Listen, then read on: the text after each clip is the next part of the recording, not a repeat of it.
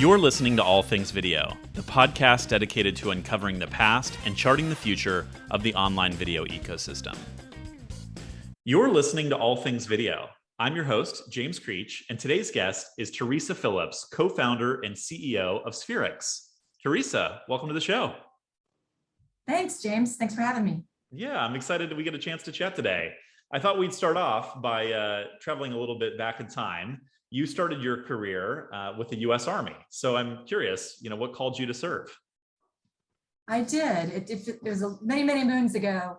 It was kind of a confluence of factors, really. I grew up in Kansas and on a farm in a rural area. And so being of service, being called to duty to serve your community, whether, police officers or teachers, they're always well respected. And in fact, we took the ASVAB, the military entrance exam, in high school even. They'd come, the recruiters would come. And so I was, it was always in the back of my mind. And then I was, when I was in college, I had a basketball and academic scholarship. And I was working at night at Walmart in the automotive department just to pay my way through school. And I just felt so much older than everybody, having had grown up real fast. And so decided I wanted to get out of Kansas and I wanted to travel. And so it was kind of on a whim, but I one night enlisted and left, just like within a week to boot camp. So wow, kind of a spur of the moment, but always something back in the back of my mind. But I'm very proud of my military service and very proud of the other veterans around the world. That's incredible. Well, thank you for your service. And I saw that you had quite an illustrious career in the military, it seemed like. Spent some time with the Pentagon. Tell us a little bit more about some of the other work that you did while you were in the service. Yeah, I did have a very unique, service stint. It was, I was back at the end of the Cold War, and I served in the Pentagon for a few years, and then I wanted to go overseas. And so I reclassified to become kind of a general officer's assistant, if you will, personal assistant. And I was fortunate to go to Shape, Belgium, where NATO was, and serve 5 years there. Working for General Galvin, who was the Supreme Allied Commander of Europe and also the Commander-in-Chief of Europe. So he had 2 million troops under him. And it was just a wonderful experience being able to live and work with members of all the NATO nations and really learn and understand culture. And then, so I spent 7 years in, and then I got out. Amazing. How's your French or perhaps your Dutch? So French, yeah, I did take French. A long time ago, and it was pretty decent back in the day. We could get around. And this actually was before the EU, so it really was local languages, and you had to have your passports going from country to country. And so it wasn't English wasn't as prominent back then, but yeah, it was okay. Not so much anymore. Yeah, you and me both. Well, that's awesome. So what did you do after you finished your tours of duty?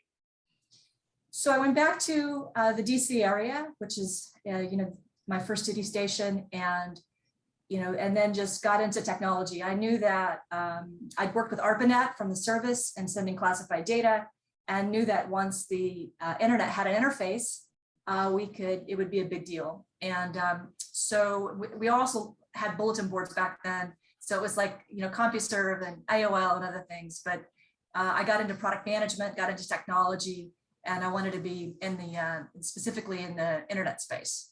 Fantastic. Yeah. And you had an early kind of entree into media and entertainment as a group VP at Time Warner Cable, and then later Yahoo in operations and business intelligence. What was it that helped you gravitate towards this unique combination of technology and media? Yeah. So, I love technology and always have. And then, I love building things and creating things. So kind of product management was very interesting to me. And then, but I ended up more in operations because, it was a job nobody wanted. And I was always first in the office and last to leave. And so really kind of, built a career around getting stuff done and learned a lot about leadership in the service. And so that's, just getting in the internet and moving on. When the internet came, and of course it was media. And so, yeah, one of my big executive positions was at Time Warner when we were starting Roadrunner, and we had to, roll out high-speed data across the country and stuff. and then on to Yahoo. I think I was an early Roadrunner customer way back in the day. I was a kid, but I certainly remember it. Which community, which territory? So I grew up in Bakersfield, California. No, I was going to say Bakersfield, Yep. because we did light up Bakersfield back in the day. Yes. Yep. The glamorous upraising of a kid whose parents work in oil and gas. Spent a lot of time between Texas and Bakersfield, California. Got it. Very good. So in 2006, right, you launch your first venture. So you founded a company called Graspr, which was a video marketplace focused on social learning. I'm curious, what inspired you to start that business? Yeah, so I mean, after leaving Yahoo, I'd never started a company. I'd been part of startups, but I'd never done it on my own and wanted to do that. And I just felt like, we all have experiences and knowledge and skills and passions that if we could figure out a way to share those with each other, that we'd be better off for it, right? So it was kind of a social learning platform where we used video as a way to, kind of capture people's know-how and create a video marketplace. Now that was before YouTube was, acquired by Google. They were just getting off the ground, and the video turned out to be kind of a winner take all market. And then we also were up against, the recession of 2008. So, sure. So it was kind of a fast thing. Challenging time period for sure, but also kind of this foundational time for video on the internet and kind of the evolution of the streaming economy and everything else that we have today. Had you always considered yourself an entrepreneur? What drove you to say, hey, I want to take the leap and start my own business? Yeah, well, yeah, not exactly. I guess, I've always, like I said, I've always loved building things and creating things, and always had a big imagination. And being in the military, learned a lot about leadership and organizational development. And so, how to organize and mobilize people and get stuff done. And so, the combination of those two things, wanting to create and then also wanting to be a part of building organizations, kind of led me to leadership, or led me to entrepreneurship. And I guess I think looking back though, when I was younger, I was always starting kind of my own little ventures and trying to make a buck. Yeah. My first venture, I think, was I had a fishing worm farm, and so I'd sell fishing worms for 60 cents a dozen. Nice. And, so we had this bathtub out in the pasture, and I would, keep the fishing worms out there, and then go out in the morning and feed them coffee grounds, and then I'd give rides to kids on my mule and buggy, and around town and all kinds of things. So I love that. Yeah. Very entrepreneurial, even from an early age. That's awesome. So what was the hardest part of being a first-time founder, right? When you start this business and you've got to figure it out, build the airplane right in midair, as they say, what were the challenging aspects of it? Yeah. So, I think being a first-time founder, it's about not knowing what you don't know. And, when I was raising capital, VCs ascribed a lot of credit to value to, serial entrepreneurs. And I never understood why. I always thought, well, they're rewarding them for failing. And so, how can that be so important? But after having done it, I certainly understand it. You just learn so much about yourself and learn so much about, how to grow a business. And I'd say that, but in the process, probably the hardest thing for me was just balancing the tension between intuitively knowing and instinctively knowing how to build a company and build a product versus what the VCs wanted you to do. And what I mean by that is, by the time that I started Graspr, I had already been an executive at Time Warner and Yahoo and led really large teams. And so I knew that, how to do that basically, with, building foundation and infrastructure and hiring and organizing and focusing and getting stuff done. But it's not on the same time scale as what the VCs do. So if you think about their motivation, 90% of companies fail, and they got to figure out which one is going to be a winner. And they want the other 90% to fail as fast as possible, right? And so they're just constantly pushing you to try to figure out if you're going to be that 10% or the 90%. And it sometimes all the time creates tension between, kind of what to be the way to build a company. You don't have the luxury of that time. And also, I think what it does is you have vanity metrics. And so, back with Graspr, the metrics were eyeballs and traffic. So there were a lot of other entrepreneurs using their capital they raised to buy traffic to their websites. And so it was really artificial. And there'd be, kind of blips in the traffic, and it wasn't sustainable, obviously. But yet to the outside world or to the other VCs, it looked like they were gaining traction in the marketplace. And so it was just this constant tension of knowing intuitively what to do, but yet feeling the pressure of doing it differently. Yeah, right. The venture investment creates this economic imperative, right? So you have to start playing the venture math game where it's okay, raise and then grow as quick as possible, raise again in 18 to 24 months. And then you have to kind of hope that you're going to have this huge outcome that will return the fund. And those that aren't doing that, right, don't get as much of the time and attention. And so the incentives are, spend the money, right? Grow as quickly as you can. And if that works out, great. If it doesn't, that's okay, because we're just trying to place a lot of bets and see, the 1, 2, maybe 3 that pay off.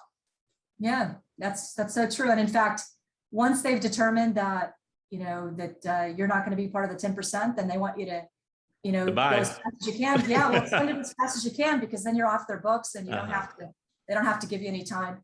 Now, this was an area or a period of time when, 2008, when Lehman Brothers crashed and it just evaporated overnight. Everybody did, all the startups did. But still, you're right. Sometimes the incentives between the VCs and the entrepreneurs are misaligned.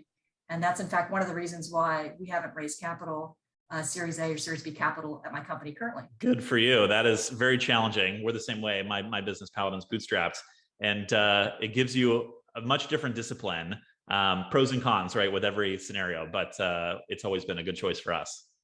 Exactly. Yeah. Yep.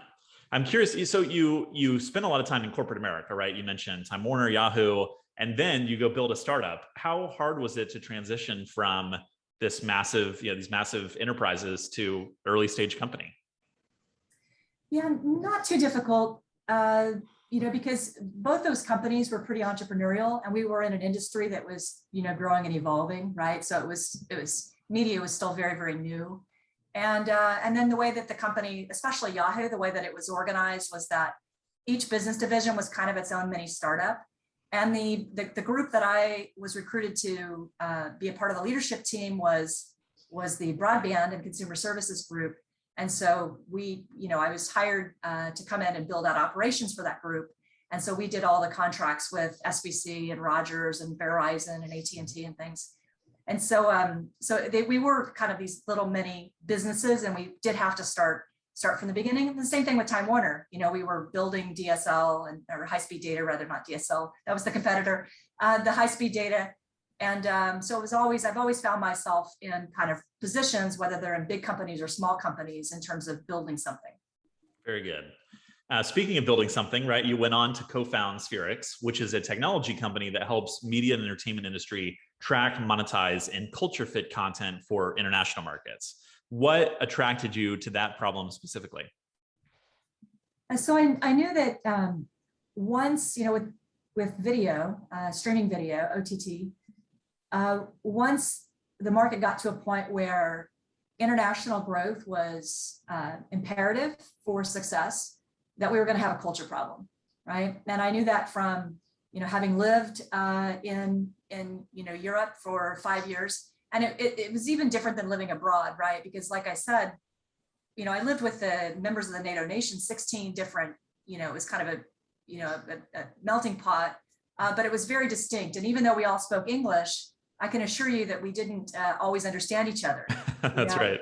Whether it's the traditions or the gestures, or the dialogue, it was very different. So I knew that once once companies were starting to distribute internationally, that there was going to be a big issue with culture and how we adapt our titles so that we can resonate with local audiences, as well as how they can remain in compliance with just different jurisdictions.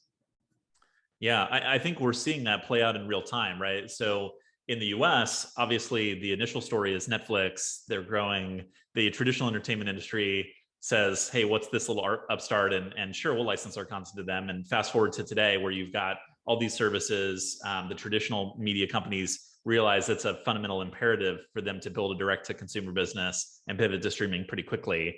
But you look at some of the growth recently, a lot of Netflix's growth is coming from international. Disney Plus is reporting these big sub increases, but a lot of that's coming out of India. And now they're emerging growth markets like Thailand and Malaysia, where they're bundling with Hotstar. So obviously international is important, right? And how do these entertainment companies think about navigating that problem as we move into these other cultural landscapes? Mm-hmm.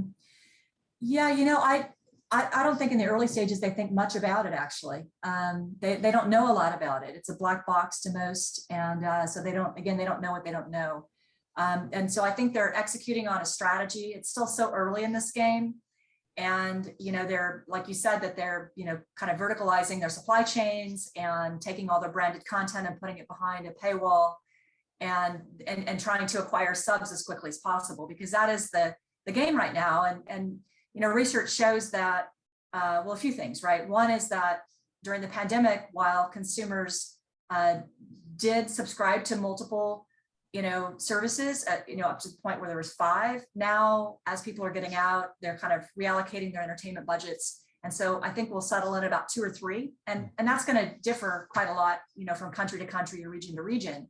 But still, it's whoever has, acquires these subs first, they're less likely to churn off their primary service. And so, the people that come on as in terms of stacking are going to be the ones that they're going to cycle between. And that's another big problem, is the cycling. And what we used to see a lot in AOL in the early days was when they got they'd send out all the DVDs. If you don't have content on an ongoing basis, then people will just cycle off of your service until the next season of something they want to watch is released. And so it's really important that they grow as fast as they can, but also adapt their content so that it resonates with local audiences. Yeah. Do you have any examples of maybe times where you've seen content that isn't quite culturally appropriate for some of these other foreign markets? Yeah, I mean, it happens every day, all the time. We don't hear about it a lot here because, most people don't read international press. That's our core business. So we every day we build newspapers. We call it the Daily Buzz from press worldwide, whether that's regulatory or news or all kinds of different issues. And so we see it day in and day out. Yeah, and there's a lot of examples. Netflix is probably the one pushing the envelope, getting in trouble the most often because they are first, and they're relatively speaking, they're a pretty new company, relatively in terms of like compared to Disney and their brand. Sure. And so, and even Apple and their brand. And so they haven't been as consistent in terms of the brand message and the tolerance for risk. And so they've been inconsistent in how they've approached localization and culturalization, as well as even how they've approached, taking down controversial content. But fortunately, they have paved the way for everybody else, so people can see what works and what doesn't.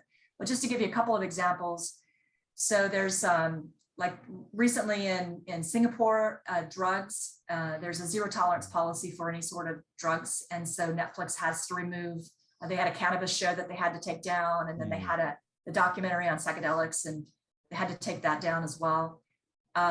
India is another hotspot where content frequently gets penalized and taken down.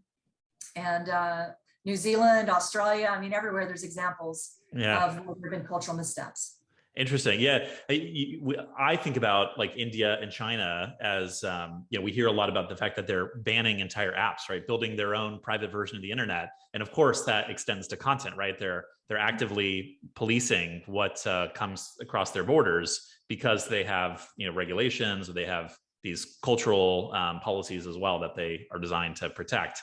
How much of in international markets are you seeing these American exports be popular? Netflix, Disney Plus, HBO Max versus local competitors? Are you seeing, streaming services in Europe or Asia that are catering more to specific local tastes?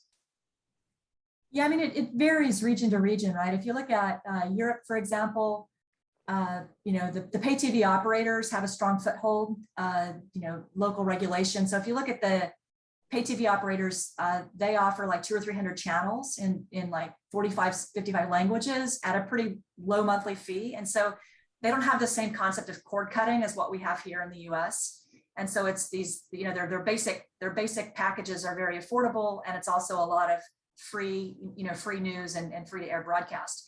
And so then what you see there are companies streaming like Netflix and others that don't have access. They don't have that like Apple has the iOS or other device for access. So they end up having to be kind of a channel or be bundled by these pay TV operators. And then you have your niche SVOD, AVOD platforms as well. But Europe pretty much is a 1, 2, or 3, and then there's a whole long tail. But it's usually it's the big ones, the global ones that have the most market share. But when you get over to Asia, on the other hand, it's very different. Because of the different languages, and like even in India, there's there's like 5 to 8 languages just that are for audio dubs for just films that are released there in Bollywood and things. And so they are mostly accessed via mobile in Asia, but there's the local players are highly entrenched, and so you see Amazon and Netflix and other global players having a very difficult time getting traction in a lot of the Asian countries because of that. So it does vary a lot. Yeah. And speaking of maybe failing to get traction, one of the things that made me scratch my head recently is Viacom, CBS has been doing this dance with Comcast, NBC Universal, right? Where maybe they'll end up tying the knot together next year, maybe they won't. But in the short term, they've done some of these partnerships, one of which is their decision to build kind of a co-branded streaming service in Europe, right? So for more context, Peacock and Paramount Plus are relatively subscale, not just domestically, but particularly in Europe. And rather than launch either of those brands independently, they've decided to create Sky Showtime, which is being rolled out in the European market. What was your take on that decision? Is that a good move strategically, or is that maybe questionable? Yeah, I mean, I think it's just a matter of you've got content seeking access and access seeking content, right? And so going back to Apple, Disney, others that they verticalize the supply chain, they've got the branded content and they've got the access. Disney bought Hulu that had the access. Apple obviously has the device, and so Paramount, if you look at their the stock, I'd argue that CBS and Showtime are better assets than the Paramount assets, but it's so they need access, right? And Comcast, on the other hand, has the access. They did buy Sky, they have that access as well, but they need the content. So I think we'll see more bundling along those lines and more consolidation as people go international. Like the same thing with Roku. I think Roku is a hot target just simply because they're going to be able to get the access if they get international. Yeah, they've had a really smart kind of channel strategy, right? And no one else has been able to really replicate that. So I've been fascinated by the growth of Roku's model, but also by some of these AVOD players. You have kind of the Pluto TVs and the Tubies of the world, some of these free ad-supported services, which are kind of filling the gap of most of the attention gets put on the SVOD services here in the US, but there's also this story of the rapid growth of these AVOD players. Yeah, absolutely. I mean, like here in the US, you look at the average age of a cable customer is like 59, right? And whereas the advertisers are targeting 18 to 54, so it's outside that window even. So the audience is moving over onto these platforms, right? The subscription-based platforms for the most part, 1 or 2 or 3, and then the advertising dollars will follow, right? And then you've got this younger generation that's grown up on YouTube for ad-supported. So I think advertising ultimately is going to have higher ARPU, and I think we're going to see that grow faster than SVOD. We're already starting to see that shift. You look at Hulu too, and some of the numbers they've released, they don't do it anymore, but they used to. The fact that they made higher ARPU on their ad-supported model than on their full premium. Wow, that's impressive. Yeah, the ARPU for Hulu is so strong that Hulu makes more money than Disney Plus does, right? People like Yeah. look at these sub numbers. Oh, Disney Plus is 100+ million subs, which is great, right? The service is doing well, but its ARPU is so low because it's being dragged down by these Hotstar bundles, which makes sense, right? Right now, the strategy is penetration, growth, international markets totally makes sense. But ultimately, you either have to raise prices or you have to find a way to grow and strengthen ARPU. Hulu obviously has had a lot more time to do that and has the live TV kind of bundling, which helps drive the price point up. But it consistently is kind of the jewel, it seems like, in Disney's streaming play. Yeah, it is. And that's, you mentioned, the Hotstar, and that is a problem internationally. So it isn't just the sub game. The sub game, we don't know, when people quote their subs, we don't know what the churn looks like. We don't know what the ARPU looks like. And it varies from country to country, right? So they've got to find some way to fund all that content they're creating. And, otherwise they have a lot of debt on their books, like in the case of Netflix. But the other part of it is, with subscription, they need to have a deep catalog and have alternatives, and especially in between these popular series. And so that's where this premium, kind of not premium, but AVOD content comes into play that used to be on, television or broadcast, but now, or linear, now it's moving over to digital. And I think that's the place where the ad-supported models really, really shine. Yeah, I think people forget. It's so easy to think, oh, okay, well, yes, we want to watch, House of Cards and Game of Thrones and these like huge original series that everyone loves, which is great, right? Like Mayor of Easttown deserves to win awards and is going to drive people to watch, this incredible content on HBO.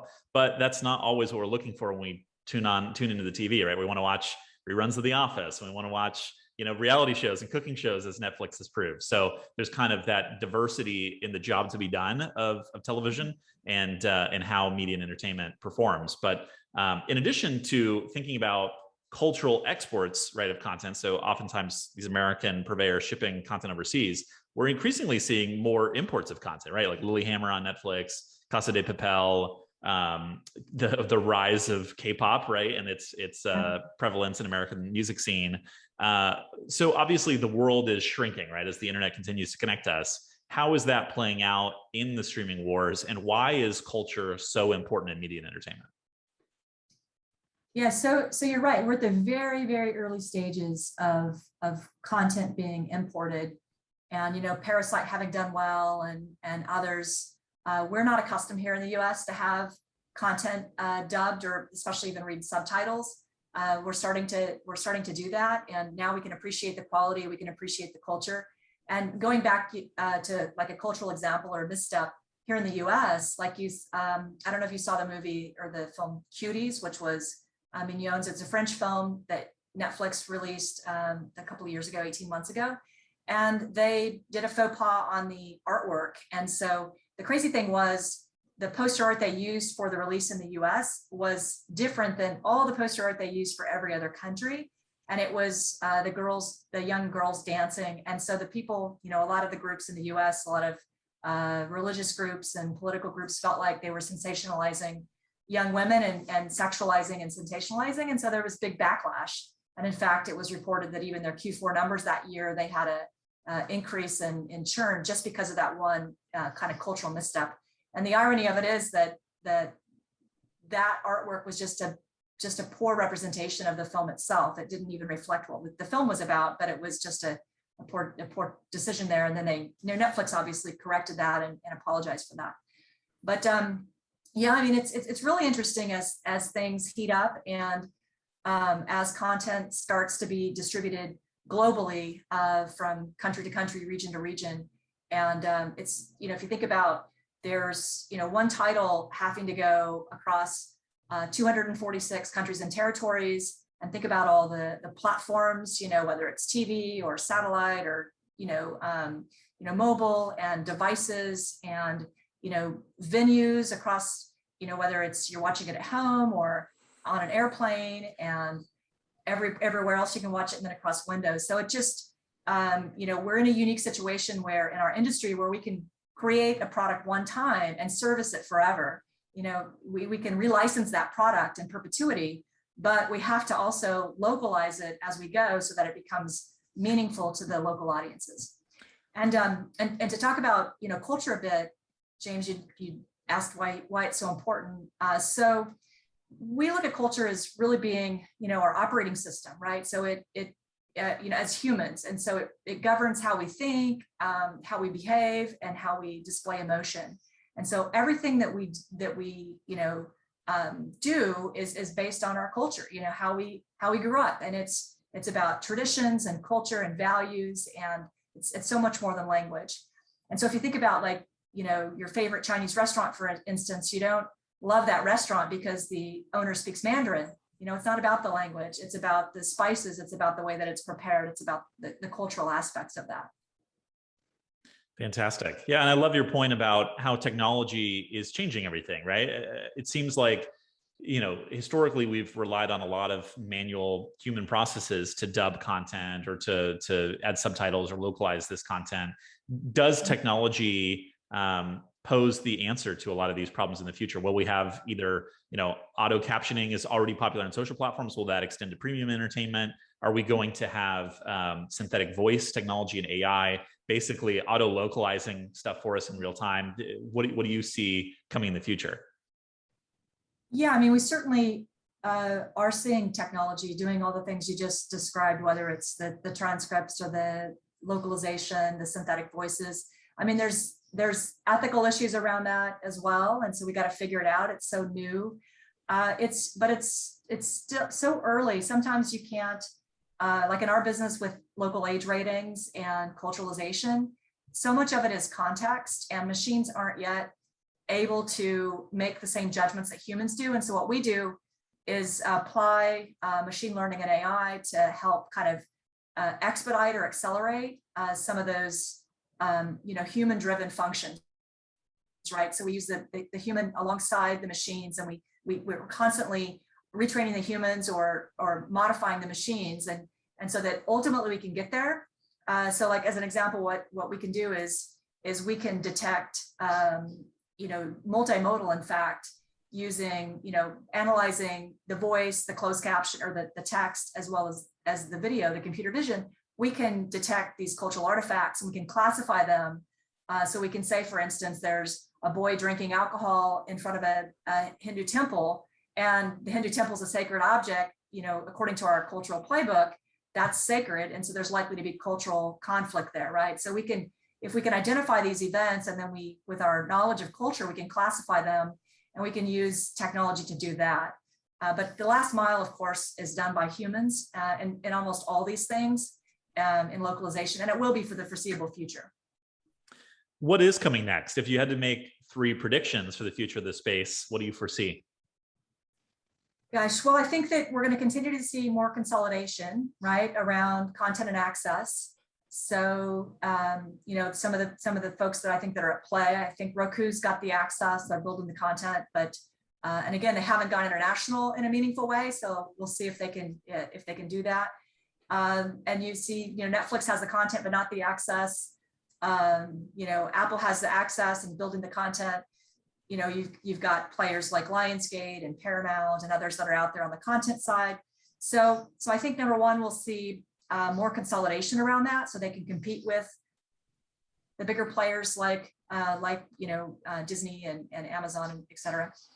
Another thing I think would be, as we just talked about, that I think the ARPU of AVOD will increase. We'll continue to see the move there to AVOD, just because people need deep catalogs, there's substitution. You got the younger generation, you've got just the economics of international markets, and how you need to, they're not going to be cutting the cord, and people are only going to subscribe to so many services. So I think we'll see that continue. And then I'd say the last thing is, I think Netflix is either going to spectacularly succeed or spectacularly fail. And what I mean by that is they are so well positioned to become the first and only, and nobody else is even close to doing what they're doing, global television platform.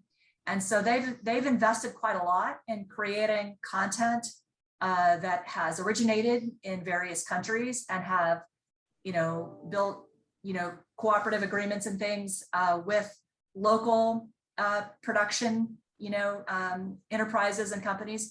And so they'll be the first one to actually create local programming and then distribute that globally. And if they can crack that nut on how to adapt and localize in kind of a last, just in time way, without being a lag in release from country to country, then just think about how that's going to blow up, right? I mean, and they're spending so much money on original content. So we're either going to see them, figure that out and succeed wildly, or they're going to go down the gaming path perhaps and get defocused. Or I just wanted to ask you about that. What do you think about their foray into gaming? Yeah, I mean, they obviously know more about their business than I do, so it's easy to be an armchair quarterback. But I was kind of disappointed when I saw him do that, because I think it defocuses. And if you look at, just the biggest markets for gaming are in China, Hong Kong, and China just passed a law this week that is limiting youth gaming to 3 hours a week. And it's a law now. And so they can't watch it Monday, can't play any video games Monday through Thursday, and Friday, Saturday, and Sunday, they can only do 1 hour a day, and it's enforceable. And so, who knows what's going to happen. But anyway, I think that Netflix has big opportunity to be that first global platform. And so I was rooting for him, but I didn't really want to see him get defocused, but they know better than I do. Fair enough. And now we're also seeing a lot of comparisons between Netflix and YouTube. You touched on, right, the growing ARPU value of ad-supported businesses. Is that a fair comparison to really contrast YouTube and Netflix? No, I don't think so. I think their audience is very different. I think they've got different assets that they can bring to bear. You look at, if you think at the core of what we do, right, it's about content discovery, and YouTube's formula for that is so different than Netflix's, and the audience. And yeah, I think they're very different companies, very different cultures, different assets. Yeah, definitely. What does the future hold for Spherex? So we're going to continue defining the new category of culturalization and evangelizing it in the market.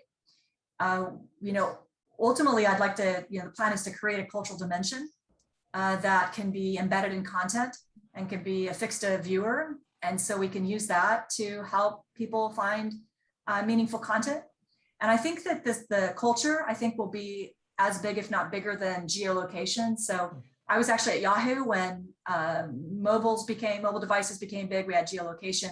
And it was at that point when we knew that somebody in Pasadena who was searching for pizza, we knew they were in Pasadena, California, as opposed to Pasadena, Texas, right? And it just unlocked a whole new world of opportunity around advertising and placement and marketing. And I think culture is going to be that big and bigger, because you've got content and you got the viewer, and you can match those two things up. So we're focused on that. We've created the playbook. We think it's the only we know it's the only cultural playbook in the world, and how to do this. And we are excited about using technology and our domain expertise, and being able to extend that to help people help people create and find better content. That's fantastic. Obviously, as we've touched on, it is such a complex ecosystem to navigate, from the regulatory frameworks to the cultural context. So getting that right at scale, across all these different markets with different, different understandings or cultural ideals is difficult, right? And so you need this combination of technology and data, and then the human element that you guys are bringing to bear. That's awesome. Now, obviously, go ahead, please go ahead. I was going to say you're right. I mean, and it's and it's constantly changing, right? So every week there's 2 or 3 countries that are looking at changing their laws or enforcing them differently, extending their jurisdiction. So it's a very dynamic environment, and it is about first and foremost, it's about compliance. And if they can't get to a market, then they can't grow. And if they are out of compliance in that market, then the sanctions and penalties are everything from, local backlash and bad press to fines, takedown notices, interrogations, and these regulators have a very long reach. They can influence, privacy, taxation, other fees and rules and stuff. But then beyond the compliance, it's about finding your customer, finding your market, and making sure that you adapt the content, but you also classify it in a way that is at the right age group, and it's not artificially high, and that you miss out on, millions of youth that you're trying to target for your content, or that you kind of throw up your hands and say it's unclassified and then nobody can find it, right? So it's kind of a multi-step process, but there's wide implications of not doing it right. So the cost of doing it right is much lower than the cost of getting it wrong. Now, obviously, you're still in the middle of your journey with Spherex, but one of my favorite questions to ask everyone who comes on the show, particularly other entrepreneurs, is if you were to take everything you've learned along the way and you were looking at the white space in the media and entertainment landscape today, if you were going to go out and build a new business, what would you do? Yeah, you're right. I'd build the same business that I'm building.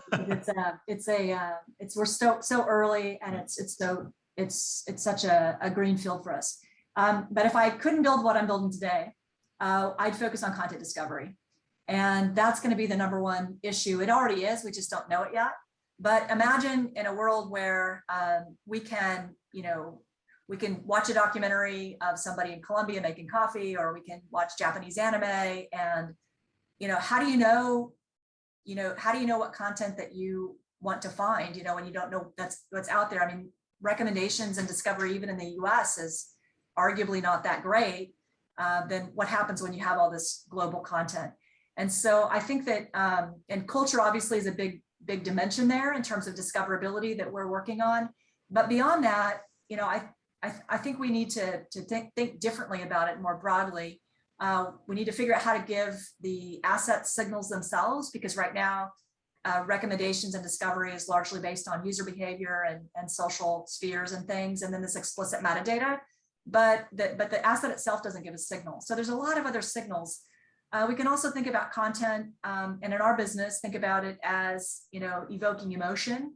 And so to say, okay, when we sit down to watch something on a Friday night or a Saturday, we want to watch something that's going to, give us a certain emotion. We want to kind of just chill out. We want to see some action. And so then how do you classify that content and predict the emotion that it's going to be able to bring to a particular user? And so there's a lot of things we can do there, a lot of innovative things we can do in discovery, and that's kind of where I'd go. I love that. Yeah, people celebrate Netflix, Spotify, TikTok for pushing this idea of algorithmic driven content recommendations forward. And it's true, right? I mean, we have much better recommendations, and a lot of that is algorithmically curated today, whereas before it would have been, these human recommendation systems.